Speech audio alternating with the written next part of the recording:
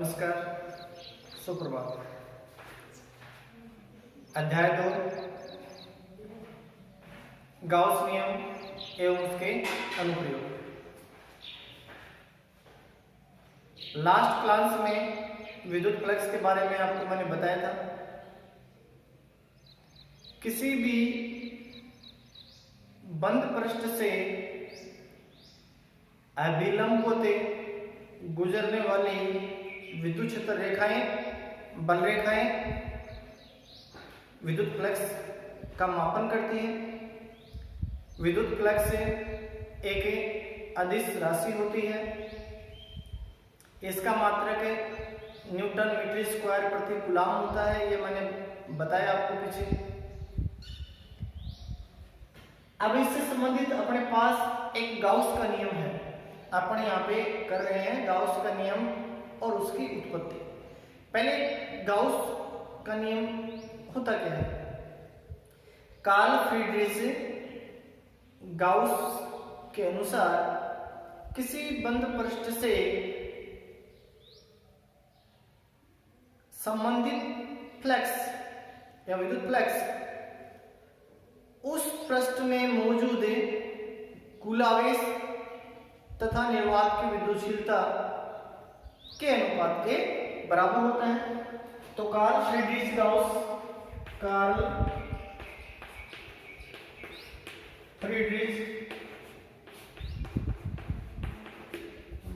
के अनुसार किसी बंद पृष्ठ से संबंधित फ्लक्स उसमें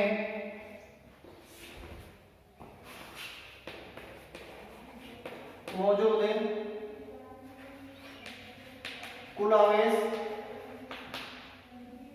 तथा एप्सिलॉन 0 के अनुपात के बराबर होता है। अर्थात phi equal to sigma q upon epsilon जी। मेरे कहने का क्या मतलब है? गाउस ने क्या बताया?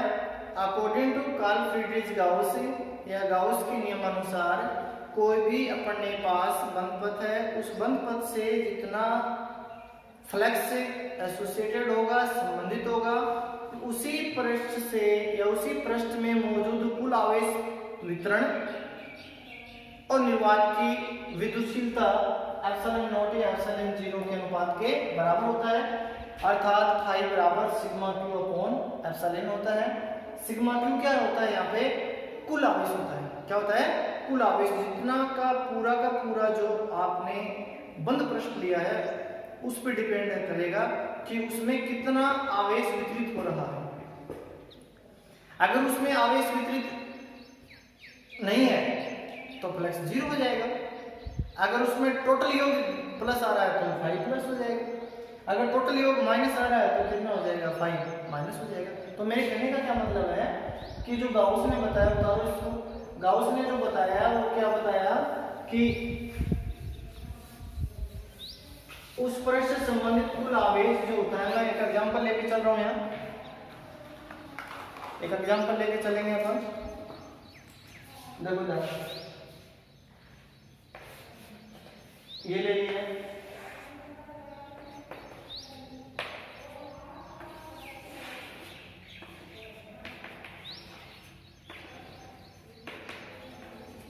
ये अपने पास आकृति है। देखो ध्यान से सुनो, बहुत इंपॉर्टेंट चीज है कि कार्ल फ्रीडरिच गाउस ने जो फ्लक्स प्राप्त किया पृष्ठ से संबंधित है वो निम्न भौतिक राशियों पर निर्भर करता है, निम्न स्थितियों पर निर्भर करता है। नंबर 1, फ्लक्स फाई का मान 0 किन परिस्थितियों में होता है? बोर्ड एग्जाम में क्वेश्चन आया था। यदि किसी बंद पृष्ठ में 2 डाइपोल रख दिए जाएं तो निर्गत फ्लक्स कितना होगा? दो विद्युत ध्रुव रख दिए जाए तो निर्गत फ्लक्स कितना होगा, इसका मतलब ये है। तो आपको पता है विद्युत ध्रुव पर एक प्लस का होता है, एक चार्ज किसका होता है, माइनस का होता है, तो टोटल चार्ज कितना होगा, 0। तो फ्लक्स फाई है वो आकृति पे डिपेंड नहीं करेगा, आकृति से कोई मतलब नहीं है कैसे बना दो, उसके अंदर आवेश कितना है उस पर निर्भर करेगा फाई। तो पहला जो डायग्राम है इससे जो फाई निकल के आएगा वो कितना है बताओ, फाई बराबर क्या होता है, सिग्मा क्यू अपॉन एप्सिलॉन 0, ठीक है। सिग्मा क्यू क्या है, कुल आवेश है, तो इसमें कुल आवेश कितना है क्यू, तो सिग्मा क्यू कितना आ गया क्यू अपॉन निर्वात की विद्युतशीलता हो गया एप्सिलॉन नॉट हो गया, एप्सिलॉन 0 हो गया। अब इस डायग्राम की बात करें तो सिग्मा क्यू कुल आवेश कितना है, इस प्रश्न में देखो माइनस है, तो ये कितना आ जाएगा, माइनस आ जाएगा। अब इस डायग्राम में देखो क्या है, एक प्लस का है, ये प्लस का है, ये माइनस का है, ये माइनस का है, तो 4 और 2 कितने होंगे 6, 4 और 2 कितने होंगे 6, 6 में से 4 कितने बचे 2, तो इतना आ जाएगा 5 equal to sigma q upon epsilon 0 minus q plus 2q minus 3q plus 4q upon epsilon 0। तो 5 इक्वल टू 2 प्लस 4 6, 6 में से 3 गया 3, 3 में से गया 2, 2q अपॉन एप्सिलॉन 0। अब आपके दिमाग में एक चीज और आती है, वो हमेशा के लिए दूर कर लो, क्या है वो सुनो ध्यान से। जो कार्ल फ्रीडरिच गाउस ने बताया था कि जो बंद पृष्ठ से निर्गत फ्लक्स होता है या उससे संबंधित फ्लक्स होता है वो हमेशा उस पृष्ठ में कितना आवेश वितरित हो रहा है उस पर निर्भर करेगा, आकृति पे निर्भर नहीं करेगा। को घन ले लो, को सिलेंडर ले लो, कोई अपने पास वर्त है, उस वर्त का आधा भाग ले लो तो उससे निर्गत फ्लक्स कितना हो जाएगा, बताओ ध्यान से सुनो, बता दो आराम से, कोई दिक्कत नहीं है। फाई का मान किस पे डिपेंड करता है, सिग्मा क्यू पर डिपेंड करता है। फाई का मान 0 कब कब होगा, बोर्ड एग्जाम में क्वेश्चन आया हुआ है। नंबर 1,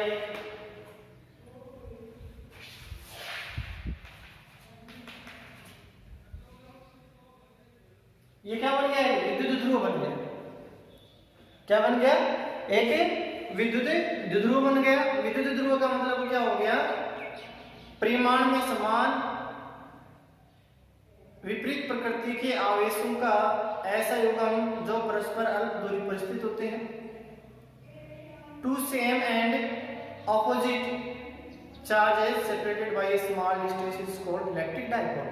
डाइपोल का मतलब क्या होता है, विद्युत ध्रुव है, तो इसमें एक माइनस का हो गया एक प्लस का हो गया, तो फाई कितना हो जाएगा 0। दूसरा फाई 0 कब होगा, जब सिग्मा 0 हो, सिग्मा क्यू कितना हो 0 हो, तब भी फाई कितना होगा 0। जब सिग्मा क्यू 0 हो तब भी फाई कितना होगा 0 होगा। तो इसका मतलब क्या हुआ, जो गाउस नियम है, जो गाउस नियम है वो किसको बताता है, बताओ दिखा, गाउस नियम किसको प्रदर्शित करता है, फ्लक्स को। और पीछे अपने पास आई थी विद्युत फ्लक्स की परिभाषा, आई थी नहीं आई थी, इन दोनों को अपने यूज लेंगे गाउस के नियम के अनुप्रयोग में। गाउस ने क्या किया कि अलग अलग आकृति ले ली और उस आकृति की सहायता से विद्युत क्षेत्र को आसान तरीके से कैसे प्राप्त किया जाए, वो बहुत इंपॉर्टेंट चीज है इसमें। गाउस ने विद्युत क्षेत्र को प्राप्त करने के लिए जिन आकृतियों को यूज में लिया उसको अपन अनुप्रयोग बोलते हैं। With the help of Gaussian electric field intensity अपने को विद्युत क्षेत्र की तीव्रता अपने को क्या करनी है, ज्ञात करनी है। तो जो गाउस का नियम है इसमें दोबारा से रिपीट करवा देता हूं, फिर इसकी उत्पत्ति कहां से हुई, गाउस नियम आया कहां से है उसके बारे में बताएंगे, फिर अपन आगे सुनिएगा। अभी जो गाउस नियम है आपके सामने ये देखो, फिर आके निवेदन भी कराऊंगा बोर्ड में, आईआईटी में, इसमें नेट में क्वेश्चन आते हैं इससे संबंधित। कार्ल फ्रीडरिच गाउस के अनुसार किसी बंद पृष्ठ से निर्गत विद्युत फ्लक्स या संबंधित फ्लक्स से उस पृष्ठ में मौजूद कुल आवेश तथा निर्वात की विद्युतशीलता एप्सिलॉन नॉट या एप्सिलॉन 0 के अनुपात के बराबर होता है। हवा या निर्वात माध्यम के लिए आपने किया है इसको, मैं यहाँ पे करवा रहा हूँ कि गाउस नियम की उत्पत्ति कहाँ से हुई, गाउस नियम कहाँ से आया, सुनो ध्यान से भाई। गाउस नियम की उत्पत्ति, गाउस का नियम कहां से आया, और गाउस का नियम कूलॉम व्युत्क्रम नियम का पालन करता है। गाउस नियम से कूलॉम नियम ला सकते हैं, कूलॉम नियम से गाउस नियम ला सकते हैं। तो इससे पहले मैं कर रहा हूं गाउस नियम की उत्पत्ति, यानी कि phi equal to sigma q upon epsilon nought या एप्सिलॉन 0 कहां से आता है। सिग्मा क्यू क्या होता है, कुल आवेश होता है, उस बंद पृष्ठ में कुल आवेश कितना है उसके बारे में ये शो करता है। अब सुनो ध्यान से, देखो ध्यान से,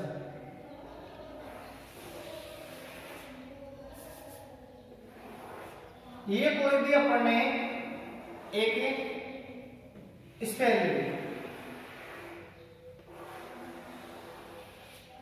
ठीक है, और इस स्फीयर पे एक क्षेत्रफल अल्पांश ले लिया, यहां ले लो, यहां ले लो, यहां ले लो, यहां ले लो, यहां ले लो, यहां ले लो, कहीं ले लो।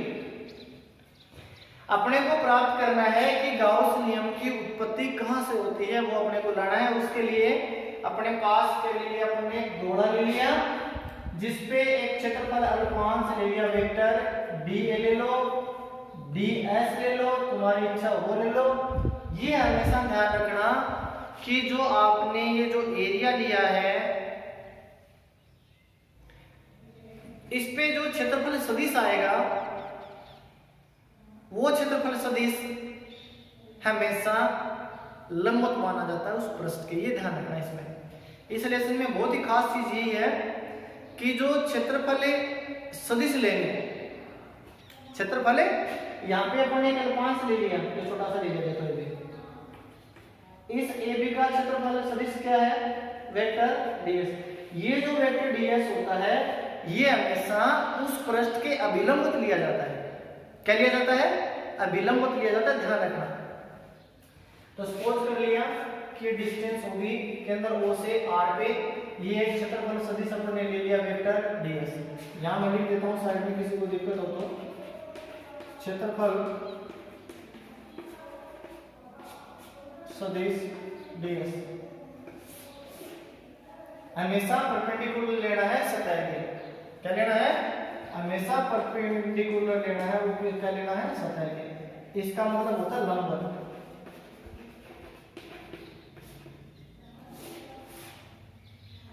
क्षेत्रफल सदिश हमेशा क्या होना चाहिए, सतह के लंबवत होना चाहिए, लंबवत होना चाहिए सतह के, ठीक है। क्षेत्रफल सदिश डीएस सतह से लंबवत होना चाहिए, लो सब ये लिख दिया। अब एक विद्युत क्षेत्र की दिशा भी ले ली। अब कई बच्चों के दिमाग में लिखा अपने यहीं के लिए, ध्यान रखना दिक्कत होता है, यहाँ कौन सी पास से टूट जाएगी, यहाँ एक चूहे जितना लेना है, कितना लेना है, एक चूहे जितना लेना है, चूहा हो गया छोटा सा। मैंने आपको पीछे बताया था कि एक ये गोला दिया है, उनमें से एक क्षेत्रफल अल्पांश यहाँ ले लिया ए बी, जिसका क्षेत्रफल सदिश वेक्टर डीएस है। ध्यान रखना है, क्षेत्रफल सदिश वेक्टर डीएस हमेशा सतह के अभिलंबित माना जाएगा। जो विद्युत क्षेत्र की दिशा में, दिशा के साथ यहाँ एंगल कितना बना रहा है, थीटा बना रहा है, तो क्या हो जाएगा, इस अल्पांश से अल्पांश क्षेत्रफल डीएस, अल्पांश क्षेत्रफल सदिश वेक्टर डीएस से संबंधित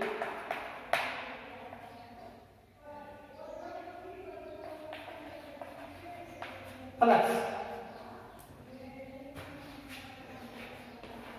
d phi equal to E dot ds। अपने गाउस का नियम है, उसको अपने को फाइंड आउट करना है। उसके लिए हम बात करते हैं, तो ये हो गया a डॉट b का फॉर्मूला लगाना है। a डॉट b बराबर हो गया a b cos थीटा वगैरह में था रिलेशन नंबर विद्युत सदिश और अदिश और सदिश राशि थी। a डॉट b का मतलब हो गया a b cos थीटा हो गया। तो यहाँ से अपने पास a डॉट ds की जगह पर क्या लिखेंगे, d phi इक्वल टू हो गया e ds cos थीटा हो गया। यहाँ पे देखो ध्यान से सुनो, अकॉर्डिंग टू डायग्राम या चित्र की ज्यामिति से विद्युत क्षेत्र वेक्टर E तथा क्षेत्रफल सदिश वेक्टर ds एक ही दिशा में है। यहाँ लिख सकते हो आप, साइड में लिखना चाहो तो वेक्टर E तथा वेक्टर ds एक ही दिशा में है, तब थीटा इक्वल टू 0। तो d फाई इक्वल टू हो गया e ds cos 0, और cos 0 की वैल्यू कितनी होती है, 1 होती है। तो ये हो गया साहब e ds। इक्वेशन नंबर ले लिया इसको a। अब मेन चीज इसमें क्या है, मेन चीज इसमें d phi equal to e ds है। इसको अपन जब कंप्लीट का मान निकाले, किसका मान निकाले, कंप्लीट स्फीयर का मान निकाले, कुल फ्लक्स अपन निकालेंगे तो अल्पांश क्षेत्रफल का था। कुल ज्ञात करें तो भौतिकी में या फिजिक्स में जब टोटल मान निकालना होता है तो समाकलन की विधि के द्वारा निकाला जाता है। तो कुल फ्लक्स कितना हो जाएगा, या मैं लिख देता हूं, मैं लिख लो फटाफट, इसको मैं मिटा रहा हूं।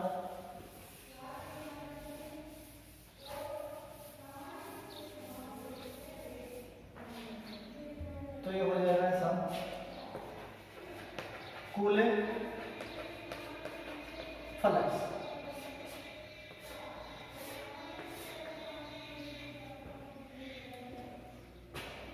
तो कुल फ्लक्स कितना होगा,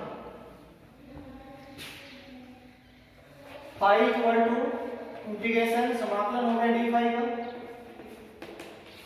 इसका मान आपने क्या लिखा, ई ds लिखा है। यहां क्या लिखोगे, विद्युत क्षेत्र की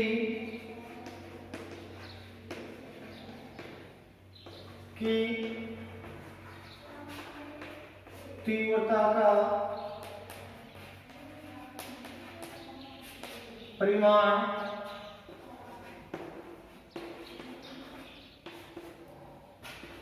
प्रत्येक बिंदु पर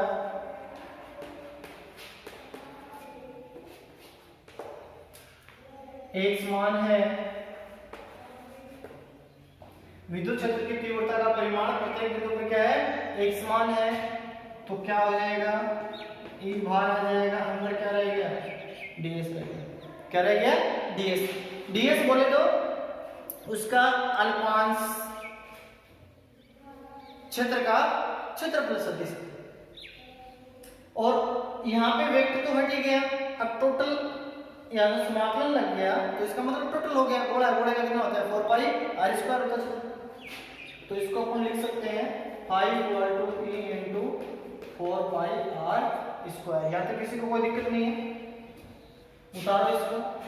ये बहुत इंपॉर्टेंट चीज है, ये जिसको अच्छे से समझ में आ गया पूरा लेसन कंप्लीट है, कुछ नहीं है इसमें, नॉर्मल चीज है।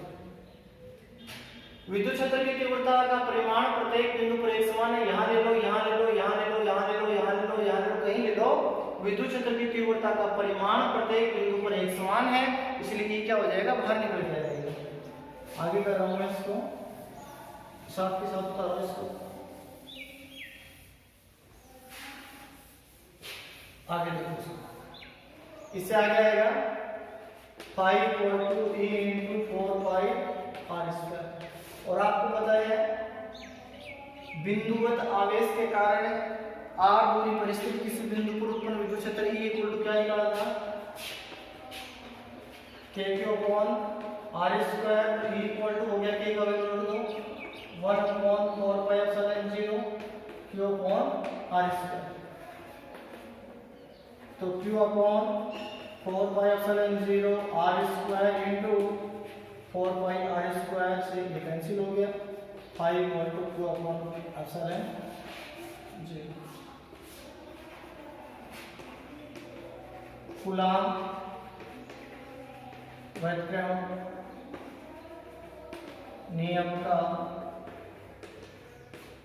पालन करेगा।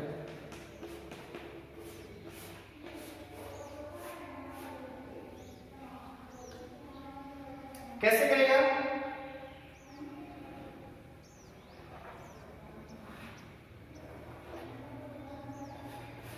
अगर आपसे ये कहे कि इस नियम से कूलॉम का नियम प्राप्त करो,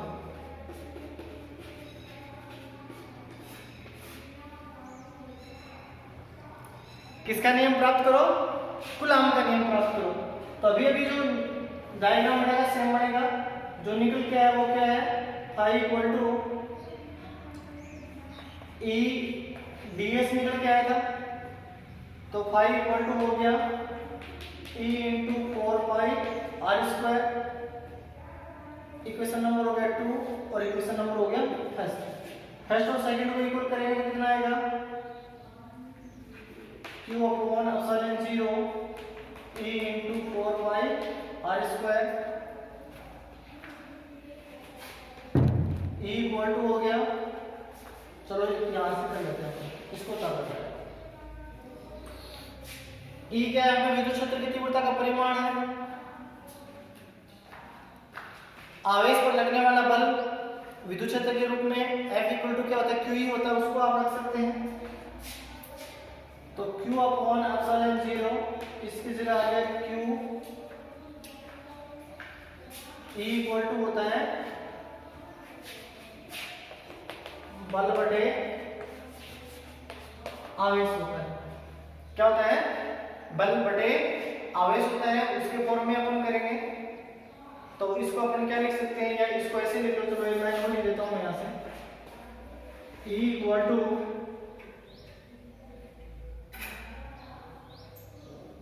Q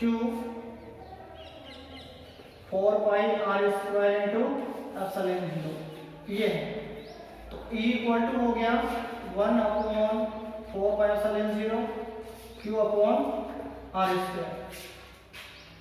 तो यहां से ये था F इक्वल टू हो गया Q0 E हो गया। इस वैल्यू को आप यहां पुट अप करोगे तो कितना आएगा, E equal to F on Q0 1 upon 4 pi epsilon 0 Q upon r square. इसका मतलब क्या हुआ, ध्यान से सुनो, बहुत आसान है, ज्यादा हार्ड नहीं है। गाउस के नियम से कूलॉम नियम कैसे प्राप्त करोगे, तो F इक्वल टू हो गया Q0 को इस साइड ले जाओ तो 1 upon 4 pi Q0 upon r square. इसका मतलब F proportional Q1 Q2 upon r square. इसका मतलब है गाउस नियम है वो कूलॉम व्युत्क्रम नियम का क्या करता है, पालन करता है। मैं एक आपको क्वेश्चन करवा रहा हूँ न्यूमेरिकल, उस क्वेश्चन के हिसाब से अपन क्या करेंगे, मैं थोड़ा मिटा देता हूँ इसको, मैं क्वेश्चन करवाता हूँ।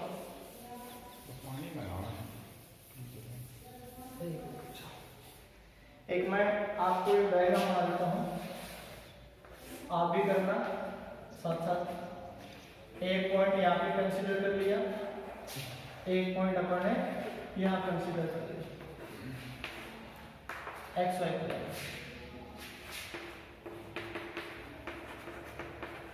और एक एरिया मैंने लिया, ठीक है।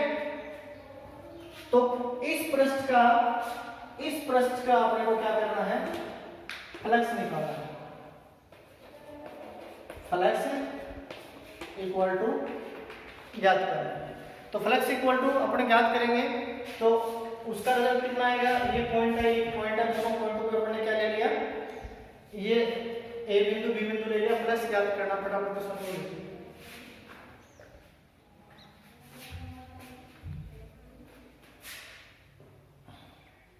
सॉरी, देखो ध्यान से, आपके दिमाग में एक चीज चल रही है कि ये पॉइंट है, ये पॉइंट है।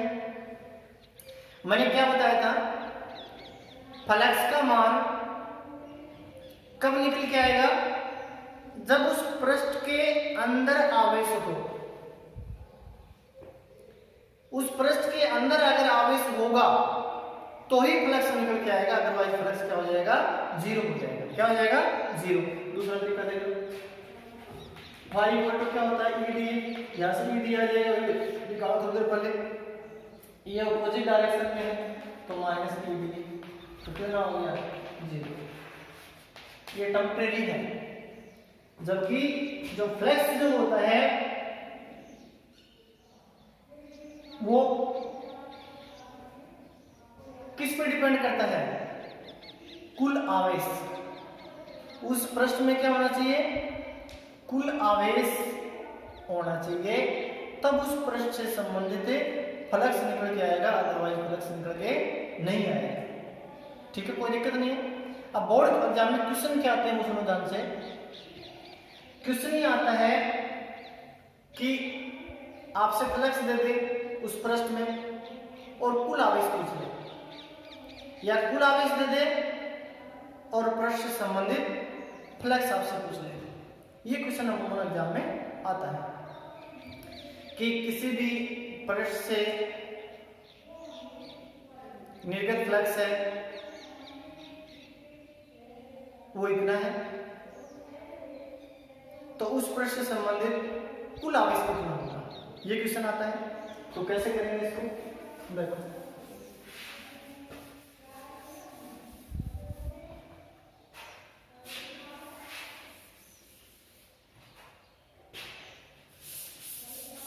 क्वेश्चन देखो, किसी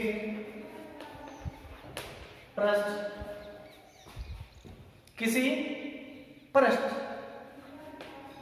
से निर्गत फ्लक्स, किसी पृष्ठ से निर्गत फ्लक्स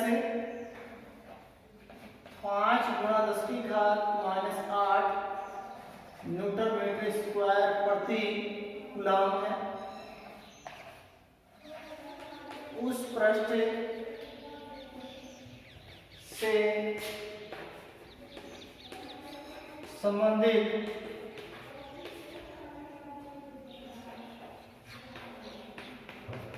कुल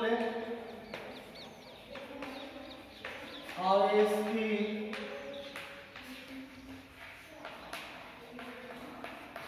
गणना कीजिए। वो किसका है, निर्वात या हवामान। ये क्वेश्चन है, अमूमन बोर्ड एग्जाम में क्वेश्चन आता है, छोटा है लेकिन बहुत अच्छा है। बोर्ड एग्जाम में क्वेश्चन आता है, ये 1 नंबर का क्वेश्चन आएगा बहुत। देखिए अगर रटोगे तो कुछ समझ में आने वाला है नहीं। 2 चीजें इसमें इंपॉर्टेंट, वो क्या है सुनो ध्यान से। आगे गाउस के नियम के अनुप्रयोग से अपन विद्युत क्षेत्र की तीव्रता निकालेंगे, उसके लिए फ्लक्स आना बहुत जरूरी है। अगर लेसन नंबर 2 में जो गाउस का नियम और उसके अनुप्रयोग पढ़ रहे हैं उसमें अगर फ्लक्स समझ में नहीं आया तो कुछ समझ नहीं आएगा। और फ्लक्स में भी इंपॉर्टेंट चीज क्या है कि जो क्षेत्रफल सदिश लेते हैं वो हमेशा उस सतह से लंबवत लिया जाता है, ये हमेशा दिमाग में बैठा लो। ये सतह आपकी ऐसी है, मेरी तरफ देखो ध्यान से एक बार, ये सतह आपकी ऐसी है। पेन कॉपी आपके पास, कॉपी में पेज, उस पेज को खड़ा कर लो ऐसे, ठीक है। अब आपसे कहे कि क्षेत्रफल सदिश कितना है, इसका मुंह इधर कर दो, क्षेत्रफल सदिश हो गया इधर, इसका नहीं करना है, क्षेत्रफल सदिश का करना है, ठीक है। अगर सतह अगर ऐसे है तो इस प्रकार से हो जाएगा क्षेत्रफल सदिश।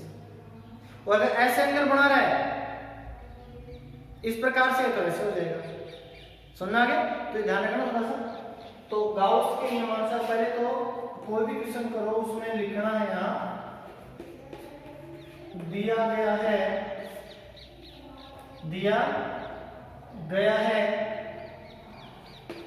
Flux equal to 5 × 10⁻⁸ newton metre square प्रति कूलम और सिग्मा क्यू अपने को क्या करना है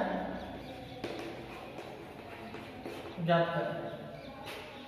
तो कौन सा नियम लगाओगे?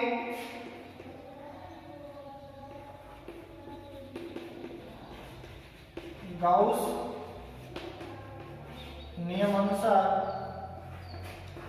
Phi equal to sigma q upon epsilon nought. तो यहाँ से सिग्मा क्यू आ जाएगा phi into epsilon 0 epsilon not.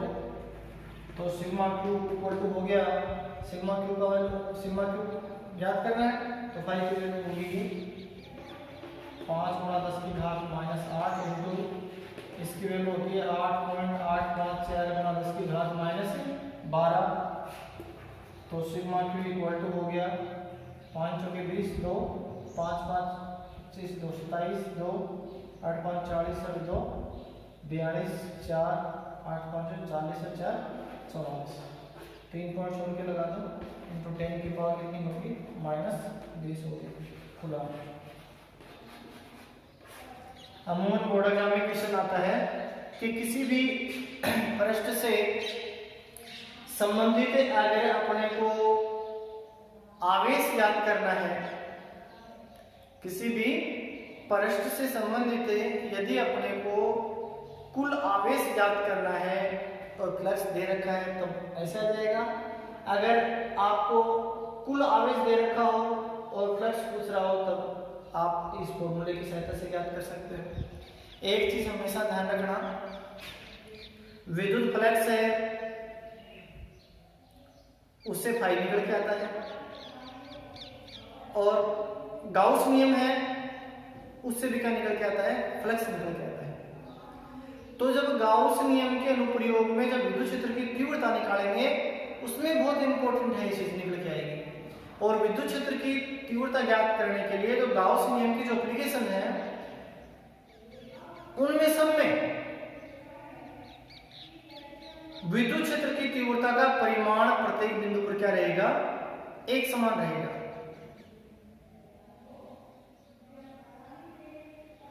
Electric field intensity रहेगी वो क्या रहेगी हमेशा एक समान रहेगी यूनिफॉर्म रहेगी। इसलिए बाहर आ जाएगा जो समाकलन के अंदर रहेगा वो अलग अलग आकृति के लिए अलग अलग रिजल्ट निकल के आ जाएगा। अब गाउस के नियम के अनुप्रयोग को समझने से पहले मैं एक दो छोटी छोटी चीजें बता रहा हूं आपको, वो सुनो ध्यान से कि आवेश जो वितरण होता है वो रेखीय वितरण भी होता है, पृष्ठीय भी होता है और आयतन के रूप में भी होता है। तीन चीज बताई मैंने आपको, क्योंकि यहां पे अपने पास रेखीय आवेश घनत्व आएगा, पृष्ठ आवेश घनत्व आएगा और आयतन घनत्व आएगा। कक्षा 11 के गुरुत्वाकर्षण के लेसन में घनत्व बराबर द्रव्यमान बटे आयतन अपन ने लिखा था, उसी फॉर्मूले को यहां काम में ले रहे हैं अपन। यहां आएगा आवेश। अगर आवेश वितरण एक लाइन के अकॉर्डिंग है, अगर आवेश वितरण एक लाइन, यदि आवेश वितरण एक रेखा के अनुदिश है तो रेखीय आवेश वितरण होगा। एक आवेश वितरण एक पृष्ठ के अकॉर्डिंग है तो उसमें पृष्ठ आवेश घनत्व आ जाएगा। तीसरा, अगर अपन आयतन के रूप में उसको वितरित कर रहे हैं तो आयतन घनत्व के रूप में आएगा। तो अभी तक इस लेसन में जो चीजें अपन ने पढ़ी हैं, विद्युत फ्लक्स है, गाउस का नियम है, अब आगे के क्लास में अपन पढ़ेंगे गाउस के नियम के अनुप्रयोग। उसको समझने के लिए एक चीज ध्यान रखना, विद्युत फ्लक्स को बार बार समझो। कॉपी आपके पास है, कॉपी को इस प्रकार से खड़ा कर लो। जो क्षेत्रफल सदिश आएगा वो इस टाइम आएगा, ऐसे आएगा। अगर आपने कॉपी ऐसे ले ली तो क्षेत्रफल सदिश ऐसे आएगा। आपने कॉपी को इस प्रकार से तिरछा एंगल बना रहे हो तो फाई बराबर ES cos थीटा आ जाएगा। S ले लो, DS ले लो, कैपिटल A ले लो, कैपिटल DS ले लो, कोई दिक्कत नहीं है। तो आगे ध्यान रखना, अगले क्लास में अपन गाउस के नियम के अनुप्रयोग करेंगे, जिससे विद्युत क्षेत्र की तीव्रता का मान ज्ञात करेंगे। Thank you, have a nice day.